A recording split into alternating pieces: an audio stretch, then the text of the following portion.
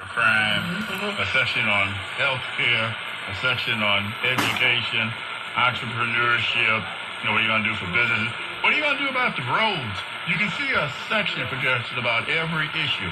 But I challenge you to find one candidate running for governor that has a heading called poverty and their approach to addressing the issue. That literature may be out there. I haven't seen it yet. Right, and I've heard I have heard all of the candidates and several times, and Bengley, you're absolutely correct. I've not heard them speak the word poverty unless somebody asks the question. Ask the question, right. What are you going to do about poverty, like you did at the forum? And other forums I've heard other moderators ask. But what I'm saying, now what are you going to do about the action? They might talk about it, that it exists, right. But there's no action conversation. It's not even on the generic literature, therefore it's not a priority.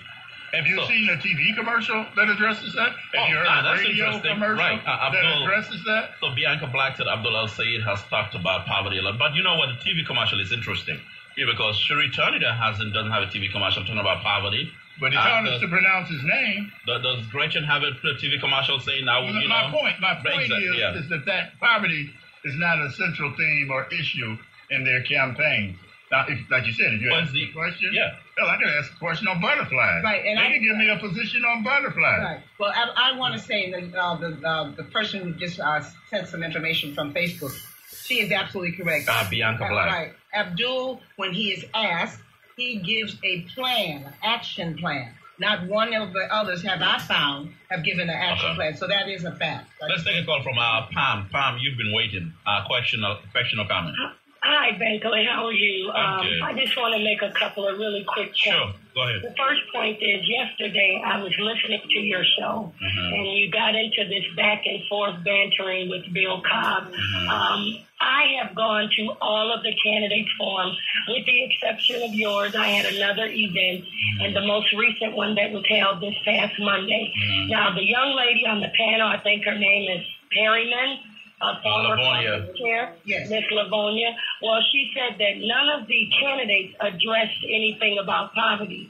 You don't have to say the word poverty if you're talking about jobs, because jobs will get people out of poverty. You have people right now that have jobs that are living in poverty for various reasons. Right. Maybe they go to the casino too much. Maybe they're into drugs. Maybe they play the lottery.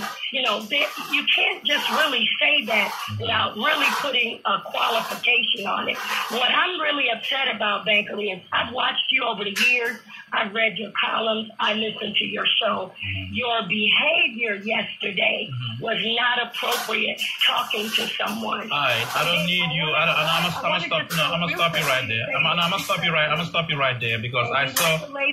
I will. No, this is my show. I know Harmon Davis. No. Due respect. Excuse me. You come to my house.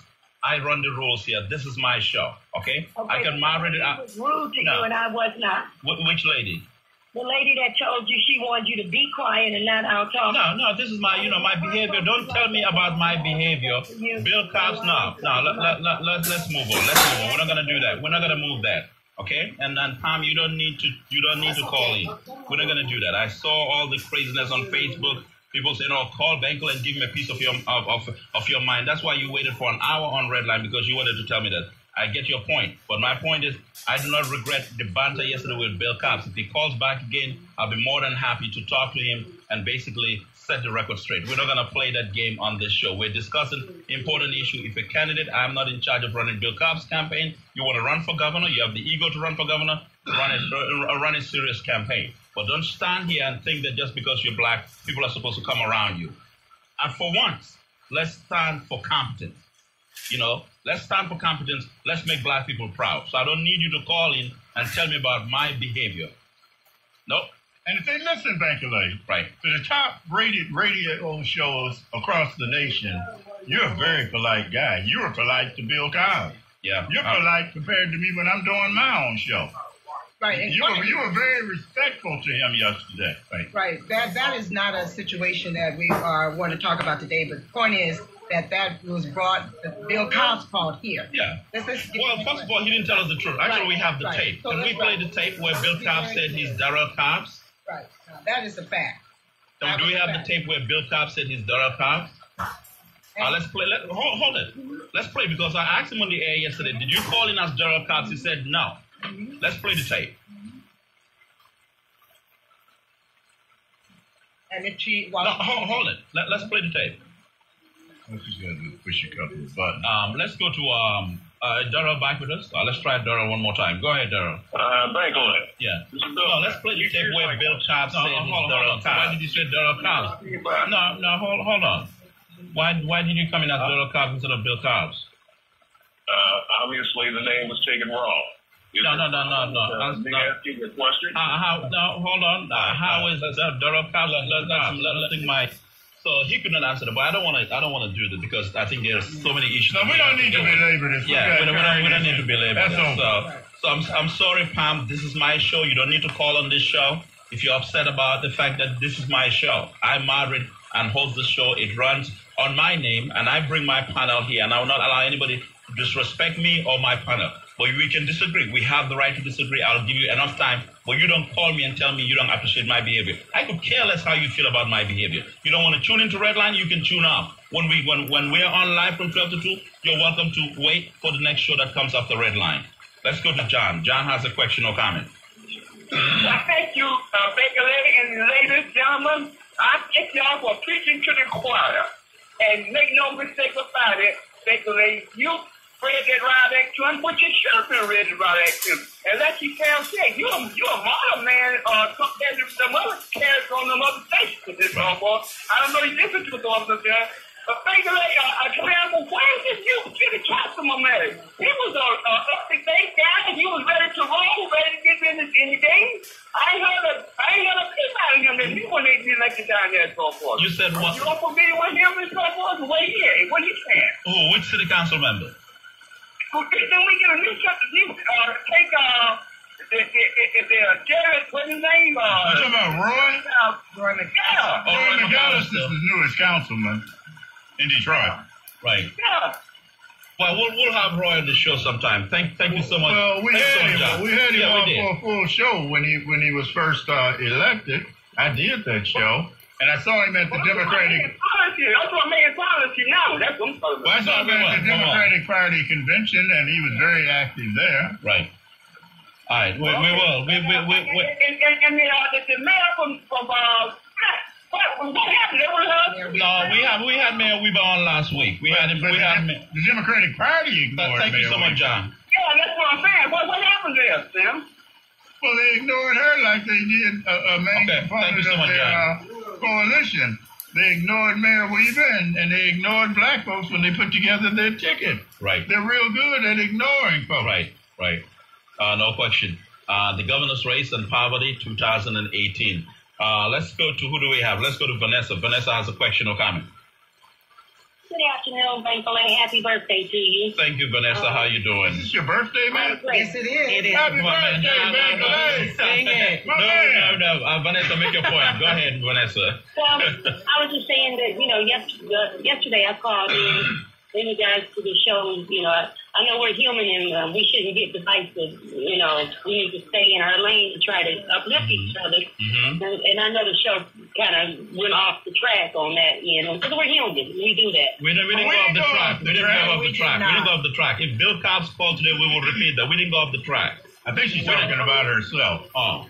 Yes. She was a candidate for Secretary of State. Go ahead, Vanessa. Go ahead.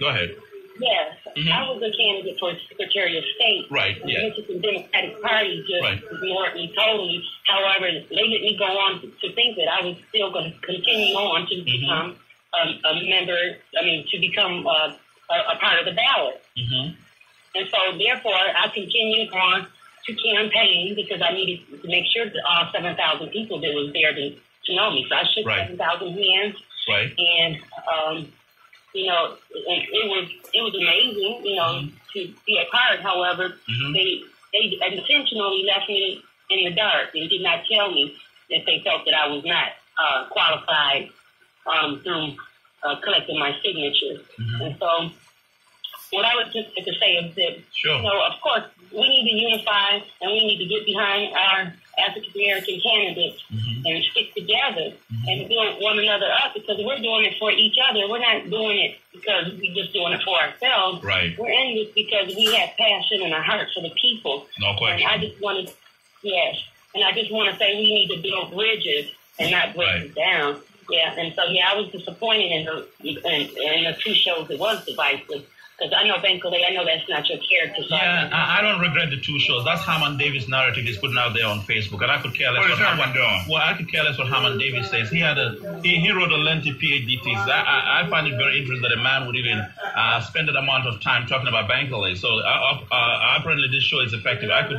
He used that word divisive, Vanessa, and I've seen it on Facebook. I could care less. The thing is that we're not here to impress anybody. Now, not everybody's going to be happy with what we do. Not people are going to be happy. But listen, we are experts in this. We don't need to be told how to do our job, okay? I'm not a doctor. I'm not a lawyer. I can hold on. I'm a journalist. I host this show. It's hosted by a journalist and a columnist. Okay, I'm not a doctor. I'm not a lawyer. I can't pretend to be any of those. But this is my vocation. This is my profession. Okay, and this is what I do. All right. And when I speak out of a deep conviction.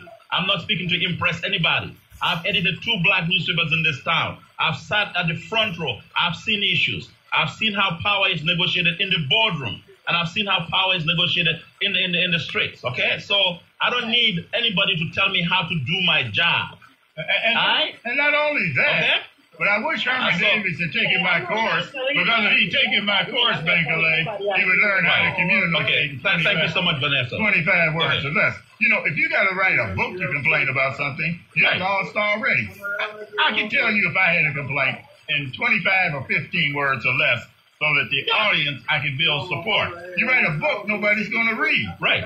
One of the things I wanted to say before we close, one of the things, we can talk about support, we can talk about building bridges, but if you're in a race, you need to take Sam's class or my class, because politics 101, you have to know the rules. Exactly. When you show up, you got to be competent, and you got to know the rules of the game. Exactly. And this is politics is a sport. That's right. It's a sport. Right. And you got to know, if you're on first base and you're supposed to be on third base, you've lost already. You got to be competent. When Obama showed up, we didn't see black. We saw competence. That's right. We saw a brother who is immaculately brilliant. Absolutely. You know, the first president of the Harvard Law Review.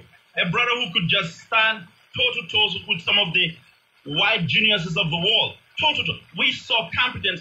And then, and then he's black too? Right. And he knew the game. He knew the rules. So why should people run around Bill Cosby because just he's black? And you don't wait 3 days before an event and decide you're going to wage a campaign. You're out there years and certainly months ahead of time. Right. You're prepared for victory. Right. Unfortunately, having a mission does not win campaigns. I mean, it really doesn't. No, you wake up one day and say, I'm going to be president. Right. Well, how do I get on the ballot? Right.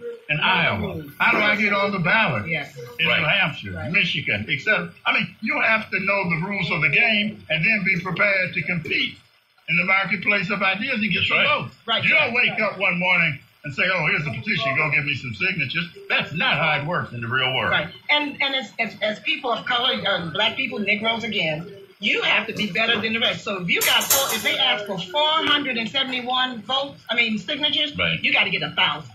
That's what my mama taught me. You got to get 1,000. That's the ball game. Absolutely. That's how you play the game. That's how you stay in the game, play the game. And I'm saying, yes, build bridges, and yes, we need to be on the mission. Yes, we're supposed to support one another, but we can't support you if you're not in the game. Not only that, I may not want to build a bridge for some people because they're a weak link, and the bridge might collapse because they didn't have the skills to know how to lay the foundation beams. Right. There's a future and there is a possibility. And the conversation about this show is giving you some information that you can use. I think everybody's making great points, and I think I wasn't on the show yesterday, so I didn't hear the conversation. We loved it the last 2 days. Oh, yeah. It sounds like I missed a lot. Sounds like there was a lot going on. Are you trying to stage an intervention? I'm just wondering, in my absence, I can say it on the air because it's privileged communication, but Sam knows.